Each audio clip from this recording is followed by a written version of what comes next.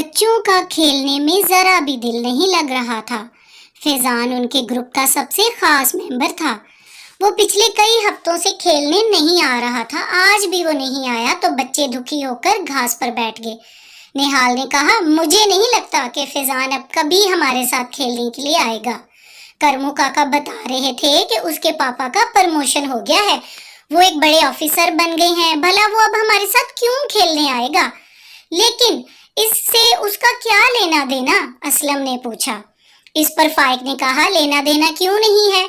फैजान के पापा ने कार खरीद ली है, वो अब अच्छे कपड़े पहनता है। यहाँ हमारे साथ खेलने से उसके कपड़े मैले हो जाएंगे। भला वो क्यों आने लगा? बबलू बड़ी देर से घास नोच रहा था।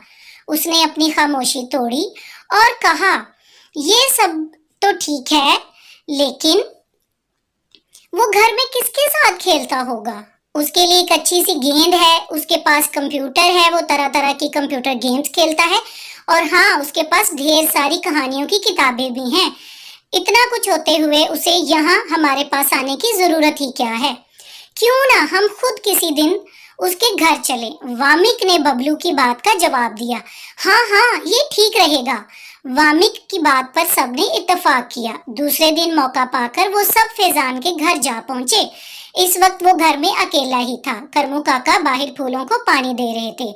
अपने दोस्तों को देखकर फैजान फूला ना समाया, लेकिन अगले ही पल वो उदासी से कहने लगा, मैं रोजाना तुम लोगों के साथ खेलने आना चाहता हूँ, लेकिन मेरे मम्मी पापा ने मुझे इसके लिए मना कर दिया है।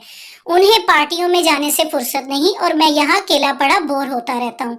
प्लीज तुम सब मेरे लिए कुछ करो। ये कहते कहते फैजान की आंखें भर आईं और वो रोने लगा। फैजान की बात सुनकर बच्चों का शक व शुबा दूर हो गया। वो सब सोचने लगे कि अब क्या करना चाहिए। निहाल के दिमाग में एक तरकीब सूझी। जब उसने अपनी राय जाहिर की तो सब खुश हो गए। फिर सब बच्चों ने मिलकर इस पर मशवरा किया और फैजान को खुदा हाफिज कहते हुए लौट गए। दूसरे दिन फैजान ने देखा कि उसके मम्मी पापा कहीं जाने के लिए तैयार हो रहे थे। उसने मम्मी से पूछा, आप लोग कहाँ जा रहे हैं? एक पार्टी में जा रहे हैं बेटा, तुम अपना ख्याल रखना और बाहर नहीं जाना। चुपचाप घर में ही खेलना, और हाँ, करमू काका को तंग मत करना। मम्मी ने कहा। फैजान ने पूछा, क्या पार्टी में जाना जरूरी है? ये सुनकर उसके पापा ने जवाब दिया, हाँ बेटे, उसमें हमारे सारे दोस्त आ रहे हैं, हमें सबके साथ मिलना जुलना है, इसलिए हमारा जाना जरूरी है। पापा, आप दोनों यहाँ घर में ही पार्टी क्यों नहीं कर लेते? वहां जाने की क्या जरूरत है? फैजान ने कहा। ये सुनकर उसके पापा को बड़ी हैरानी हुई। उन्होंने उसे प्यार करते हुए कहा, भला हम घर में अकेले पार्टी कैसे कर सकते हैं? इसके लिए हमारे सभी दोस्तों का होना जरूरी है, इसीलिए तो हम वहां जा रहे हैं। मौका पाते ही फैजान ने अपनी बात कह दी। पापा, जब आप दोनों घर में अकेले पार्टी नहीं कर सकते तो मैं भला यहाँ अकेले कैसे खेल सकता हूँ? मेरे बारे में तो सोचें। ये सुनकर, मेरे भी तो दोस्त हैं जिनसे मैं मिलना चाहता हूँ, उनके साथ खेलना चाहता हूँ और खूब सारी बातें करना चाहता हूँ, लेकिन आप तो मुझे बाहर निकलने ही नहीं देते। मैं घर में बंद होकर नहीं रहना चाहता। इतना कहते कहते फैजान ज़ारो कतार रोने लगा। उसके मम्मी पापा को अपनी गलती का एहसास होने लगा। उसकी